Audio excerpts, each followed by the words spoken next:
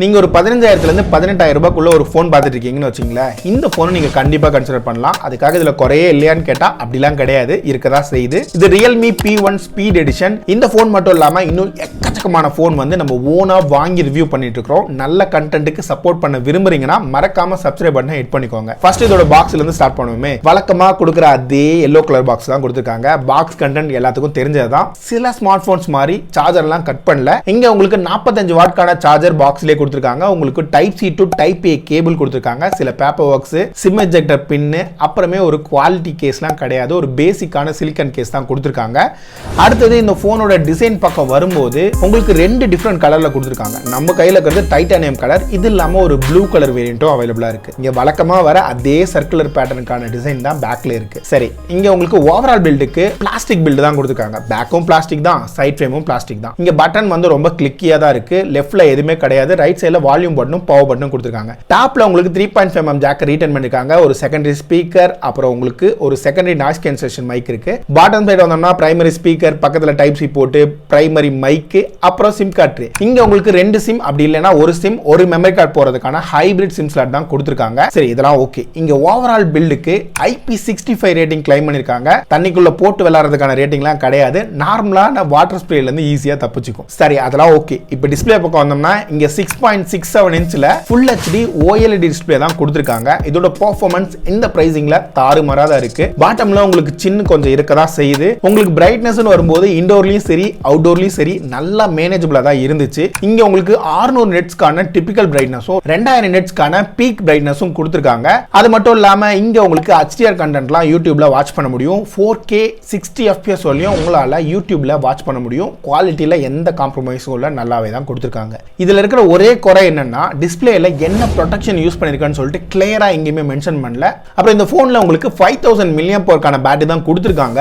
ஆனா இதோட பெர்ஃபார்மன்ஸ் என்ன ரொம்பவே சர்ப்ரைஸ் பண்ணுச்சு. இதுக்கு ரீசன் என்னன்னா இதோட பெர்ஃபார்மன்ஸ் சைக்கிள் நான் செக் பண்ணும்போது 9 ஹவர்ஸ்க்கான ஸ்கிரீன் ஆன் டைம் கிடைச்சிச்சு. இது ரொம்பவே ஆச்சரியமா இருந்துச்சு. இது நான் ஒரு நாள் 15 மணி நேரம் டெஸ்டிங்காக ரன் பண்ணியிருந்தேன். இதுல நிறைய அப்ளிகேஷன் இன்டென்சிவா செக் பண்ணியிருந்தேன். இதெல்லாம் தாண்டி இந்த ஸ்கிரீன் ஆன் டைம் கிடைக்குதுன்றது கண்டிப்பா தாறுமாறா இருக்கிற மாதிரி தான் எனக்கு ஃபீல் ஆகுது. இதுல உங்களுக்கு 45 வாட்கான சார்ஜிங் யூஸ் பண்ணும்போது 0 to 100% 1 hour 21 minutesக்கான டைம் எடுத்துக்கிச்சு.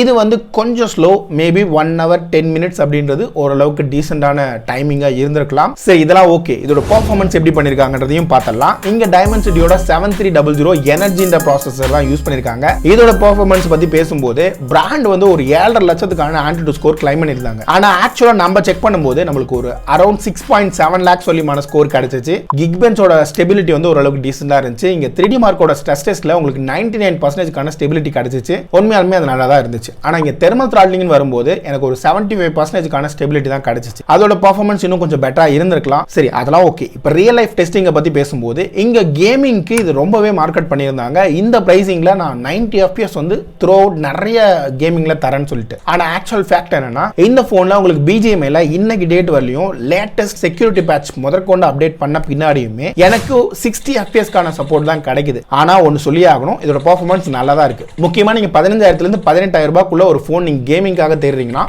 இந்த போன் நீங்க கண்டிப்பா கன்சிடர் பண்ணலாம்.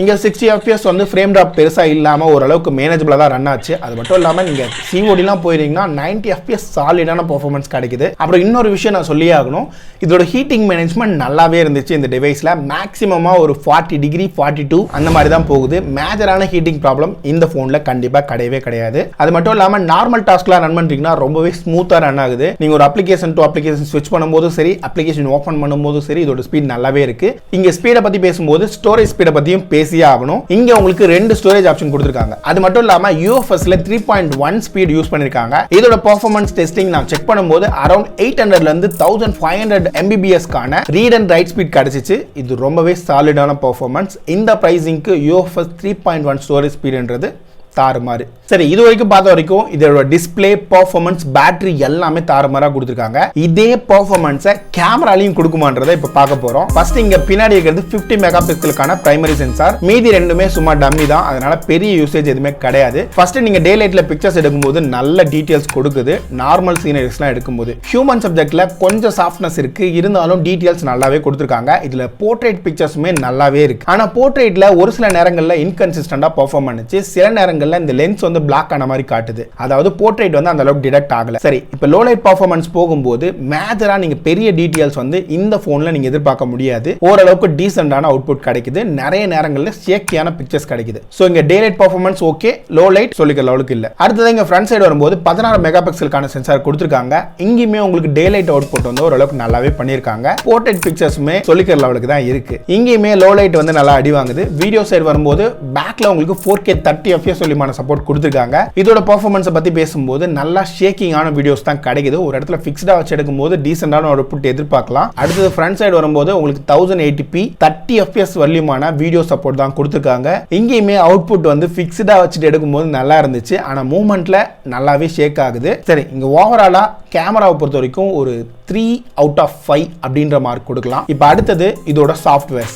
இங்கேயுமே ஒரு சில சொதப்பல்கள் இருக்கதா செய்யுது. முக்கியமா இங்க உங்களுக்கு 70 அப்ளிகேஷன் மேல ப்ரீ இன்ஸ்டால் அப்ளிகேஷனா கொடுத்திருக்காங்க. ஒரே ஒரு நல்ல விஷயம் என்னன்னா இது எல்லாத்தையுமே உங்களால அன்இன்ஸ்டால் பண்ண முடியும். அதெல்லாம் தவிர்த்துட்டு பார்த்தோம்னா ஓரளவுக்கு டீசென்டான சாஃப்ட்வேர் எக்ஸ்பீரியன்ஸ் இந்த போன்ல நீங்க எதிர்பார்க்கலாம். அடுத்தது OS அப்டேட்டை பத்தி பேசும்போது இங்க 2 வருஷத்துக்கான OS அப்டேட் ப்ராமிஸ் பண்ணிருக்காங்க. அது மட்டும் இல்லாம 3 வருஷத்துக்கான செக்யூரிட்டி பேட்ச் அப்டேட் தர மாதிரி சொல்லிருக்காங்க. இப்போ இந்த phone Android 14 out of the பாக்ஸோட தான் ரன் ஆயிட்டு இருக்குது. ஓரளவுக்கு ஸ்மூத்தான பெர்ஃபார்மன்ஸ் இங்க நீங்க எதிர்பார்க்கலாம். சரி, அடுத்ததா இங்க நெட்வொர்க் ஃபங்க்ஷன்ஸ் பத்தி பேசும்போது இங்க 5G ஸ்பீட் நல்லாவே தான் இருக்கு. மேஜரான குறை சொல்ற அளவுக்கு இல்ல. இங்க மொத்தமா 9 5G பேண்ட் கொடுத்திருக்காங்க. அத நெட்வொர்க் ஆப்ஷன் பார்க்கும்போது Wi-Fi 6 கான சப்போர்ட், ப்ளூடூத்ல 5.4, அடுத்தது NFC ஆப்ஷன்லாம் கிடையாது. ஓரளவுக்கு எல்லா சென்சாருமே இந்த போன்ல பேக் பண்ணிருக்காங்க. இப்போ இதோட ஸ்பீக்கர் குவாலிட்டி பக்கம் வரும்போது இங்க 2 ஸ்பீக்கர் கொடுத்திருக்காங்க. இதோட பெர்ஃபார்மன்ஸ் இன்னும் பெட்டரா இருந்திருக்கலாம்னு தோணுச்சு. சில நேரங்கள்ல இதோட அவுட்புட் வந்து கொஞ்சம் கம்மியா இருக்கிற ஃபீல் தான் எனக்கு கிடைச்சிச்சு.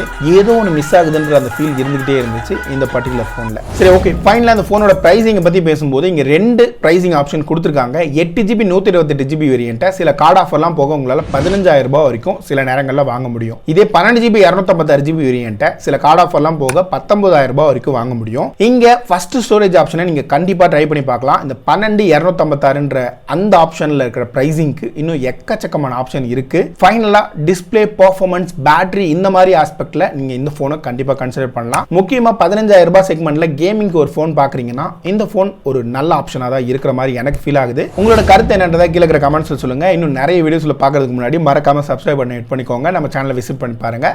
பை.